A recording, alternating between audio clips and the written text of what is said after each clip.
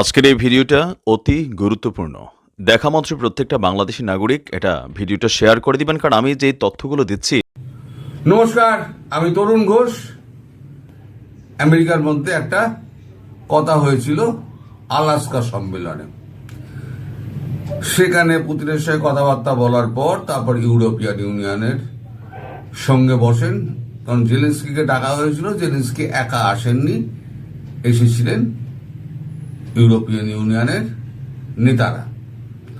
তাদের চাপে মোটামুটি একটা ট্রাম্প সিদ্ধান্ত নেন, তাদেরকে বলেন ঠিক আছে, আমি একেবারে সরে আসবো না, ন্যাটোকে আমি অস্ত্র সাপ্লাই দেব, কিন্তু আমি ডিরেক্টলি কোনো যুদ্ধে যাব না।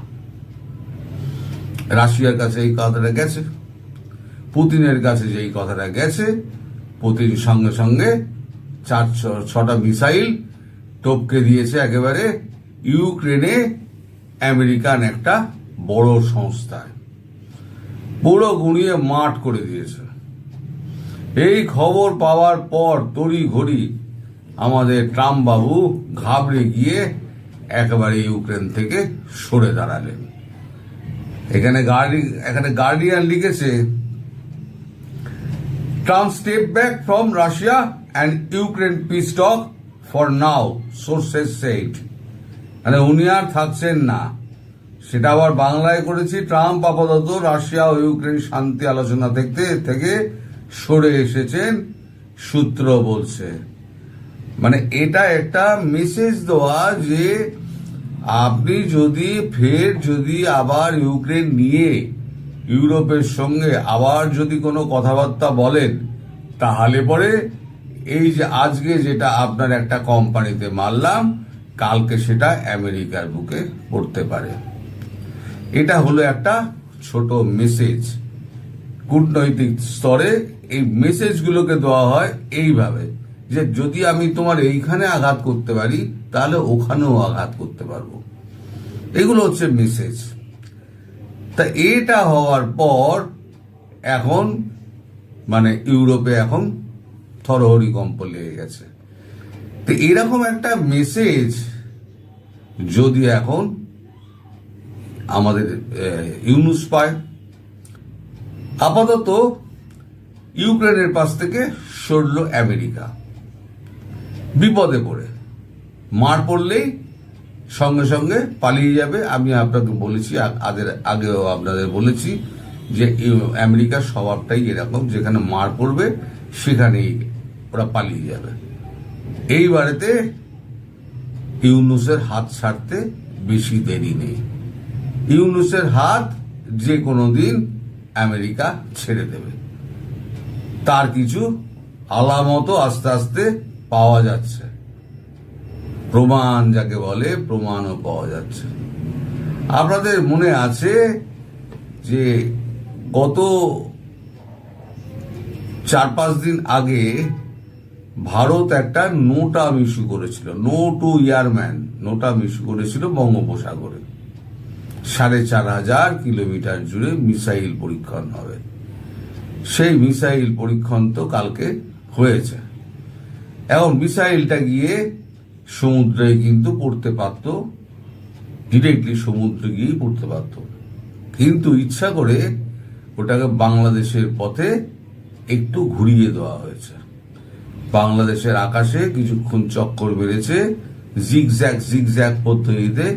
এটা হচ্ছে অগ্নি 5 ব্যালিস্টিক মিসাইল। এটা আবার 10টা ওভারের শুদ্ধ, মানে একটা মিসাইল ছাড়লে তার সঙ্গে 10টা ওভারের থাকবে। মানে একটা ওপরে গিয়ে যখন নামবে, তখন 10টা হয়ে ছড়িয়ে এরকম নামবে, 10টা জায়গায় পড়বে। একটা তো মেন পড়বে আর 10টা জায়গায়, তার মানে 11টা জায়গায়, একটা মিসাইল 11টা জায়গায় আঘাত পড়বে। সেই মিসাইলটা টেস্ট করা হয়েছে। ভারত সরকারের পক্ষ থেকে বলা হচ্ছে এর রেঞ্জ হচ্ছে 5,500 কিলোমিটার। এটা হচ্ছে 5,500 কিলোমিটার ওপরে হলেই ইন্টারকন্টিনেন্টাল ব্যালিস্টিক মিসাইল হিসেবেই গণ্য করা হবে। তাই এর রেঞ্জটাকে কমিয়ে বলা হয়েছে। আসলে এর যে দৈর্ঘ্য কত কিলোমিটার, এটা কিন্তু ভারত সরকার কাউকে বলবে না। যেমন নিজেদের অস্ত্র সংখ্যা এবং কোন কোন জায়গায় কি কি অস্ত্র আছে, কি কি গোপন ওয়েপেন আছে, আমরা কি এই ভারত পাকিস্তান যুদ্ধের আগে জানতে পেরেছিলাম যে 4 স্তর একটা এডি সিস্টেম করে রেখে দিয়েছে ভারত? আমরা জানতে পারিনি। যুদ্ধটা হওয়ার পরে আমরা জানতে পারলাম। এবার অগ্নি 5 বলা হচ্ছে, অগ্নি 6 যদি ওটাকে ছোড়া হয় তাহলে অগ্নি 6 এর গায়ে অগ্নি 5 লিখে দেওয়া হলো, অগ্নি 5 লিখে ওটাকে ছেড়ে দেওয়া হলো। ওটা এবার মানে মাইল মেপে, কিলোমিটার মেপে ছেড়ে দেওয়া হলো, যে 4,500-এর মধ্যে পড়বে। এটা ওই যে বাংলাদেশের আকাশ ঘুরে গেল না, এটা হচ্ছে একটা সংকেত, এটাও একটা মেসেজ। আজকে যদি বাংলাদেশের আকাশে আমরা ঘোরাফেরা করি, তোমাদের কোনো এডি সিস্টেম নেই, তোমাদের কোনো ব্যাকআপ নেই, তোমাদের কোনো এয়ারফোর্সও নেই, তাহলে কালকে যখন তোমার মিসাইলটা তোমার মাটিতে পড়বে তখন কি হবে? এটা হলো ওই রাশিয়া যেরকম মেসেজটা পাঠালো, ইন্ডিয়া ওই রকম মেসেজটা পাঠিয়ে দিল আকাশের মধ্যে মিসাইলটাকে চক্কর খাইয়ে। এবার ডক্টর ইউনুস তিনি একটা বিবৃতি দিয়েছেন, সেটা হচ্ছে একটা বিদেশি কাগজে উনি বিবৃতি দিয়েছেন। সেটা আপনাদের এখানে অন্য আপনাদের লোকাল কাগজে সেটা করেছে। একটা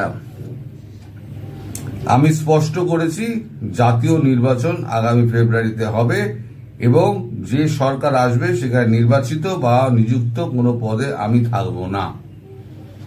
মানে উনি পরিষ্কার জানিয়ে দিয়েছেন যে উনি থাকবেন না। কতটা সত্যি কতটা মিথ্যে তা কিন্তু আমি বলতে পারবো না, কারণ ওনার কোনটা সত্যি কোনটা মিথ্যে বলা খুব মুশকিল। একেবারে মানে চরম ধরিবাজ, মিথ্যেবাদী, ছোট লোক, হ্যাঁ, একদম কুচক্রী। আর তিনি ডেজারেট বলে একটি কাগজ আছে, সেই কাগজে একটি নিবন্ধ লিখেছেন ইংরেজিতে। সেখানে উনি লিখেছেন, যেটার ওখানে বাংলা করা হয়েছে, I have made it clear, আমি খুব পরিষ্কার করে বলেছি, national election will take place next February মাসে হবে। I will not serve in any elected or appointed role in the government of that following sorry, আমি ওই সরকারে কোনোভাবেই আমি যুক্ত হব না। Our administration core mission is to deliver a free, fair and peaceful election, one where political parties can make their case to the voters, enabling all eligible citizens to cast their vote, including those living abroad, remains a monumental task. এটা একটা monumental task, মানে vote করাটাকে একটা monumental task. আমাদের দেশে প্রতি বছরে 3টে করে ভোট হয়, এটা monumental task, but we are committed to completing it. আপনাকে তো যেতেই হবে, এটা আপনি বুঝে গিয়েছেন, কারণ আপনাকে এখন শিখণ্ডি খাড়া করে আপনি যে খাল কেটেছেন, খাল কেটে কুমির ডেকেছেন, এখন সেই কুমির আপনাকে গিলে খাবে।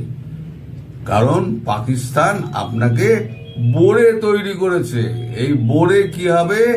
এই বোড়ে হচ্ছে এই যে পাকিস্তানের 3জন এখন যে সেনাবাহিনীর সব উচ্চ পদাধিকারী এসছে না, তারা এখানে পূর্ব পাকিস্তান গড়তে চাইছে এবং সেখান থেকে ওরা ভারতবর্ষে আক্রমণ শানাবে। মুনির এটা কিন্তু ওয়াশিংটন ডিসি থেকে কিন্তু টুইট করে জানিয়েছিল। আমাদের কাগজে যেটা বেরিয়েছে, মুনিরের ভারত বিরোধী ছকে সক্রিয় ঢাকার পাক দূত। তা লিখেছে, কিছুদিন আগে আমেরিকার মাটিতে দাঁড়িয়ে ভারতকে একের পর এক হুমকি দিয়েছিলেন পাকিস্তানের সেনাপ্রধান আসিম মুনির। পরমাণু যুদ্ধ থেকে সিন্ধু নদের ওপরে বাঁধ দেওয়া হলে তা ধ্বংস করে দেওয়ার হুমকি কিছুই বলতে বাকি রাখেননি। কূটনীতিকদের বড় অংশের মতে ভারতের পূর্ব প্রান্তে আরো বেশি করে সক্রিয় হতে চাইছে পাকিস্তান, সেই জন্য নীরবে গুটি সাজাচ্ছেন পাক সেনাপ্রধান। সূত্রের খবর, সেই কাজ অতি সন্তর্পণে এগিয়ে নিয়ে চলেছেন ঢাকায় নিযুক্ত পাক হাই কমিশনার ইমরান হায়দার। আর একটি সূত্রের দাবি, বাংলাদেশকে কেন্দ্র করে মুসলিম রাষ্ট্রগুলির কনফেডারেশন গঠনের তোড়জোড় শুরু হয়েছে। মানে পাকিস্তান মার খেয়েছে, বড় ভাই মার খাওয়ার পর এবার ধরেছে ছোট ভাই চলো আমরা একসঙ্গে মার খাই। তো এখন থেকে উনি একটা বিশ্বে মেসেজ পাঠাতে শুরু করেছেন ভারত সহ, যে আমায় ভাই ছেড়ে দাও, যথেষ্ট হয়েছে, কারণ আমি বুঝে গিয়েছি যে আমার দ্বারা এটা দেশ শাসন হবে না। আমি ইলেক্টেড আমি সরকারের হাতে আমি ক্ষমতা ছেড়ে দিয়ে চলে যাব। এদিকে ভারত তো পরিষ্কার বলে দিয়েছে, কালকে আমি দেখিয়েও ছিলাম, আমাদের এক্সটার্নাল অ্যাফেয়ার্সের মুখপাত্র রণদীপ জয়সওয়াল তিনি বলে দিয়েছেন একদম অন্তর্ভুক্তিমূলক নির্বাচন অনুষ্ঠিত হতে হবে, হতে হবে না, অনুষ্ঠিত হবে, নির্দেশ করে দিয়েছেন। অন্তর্ভুক্তিমূলক নির্বাচন অনুষ্ঠিত হবে, তার মানে আওয়ামী লীগ থাকবে। সুতরাং উনি বুঝে গেছেন চারপাশের অবস্থা খুব খারাপ, হাওয়া খুব খারাপ। সুতরাং যো পলায়তি সজীবতি, আমি বারবার বলি, আর নইলে তো ধারাম সেপ্টেম্বরে তো হবেই।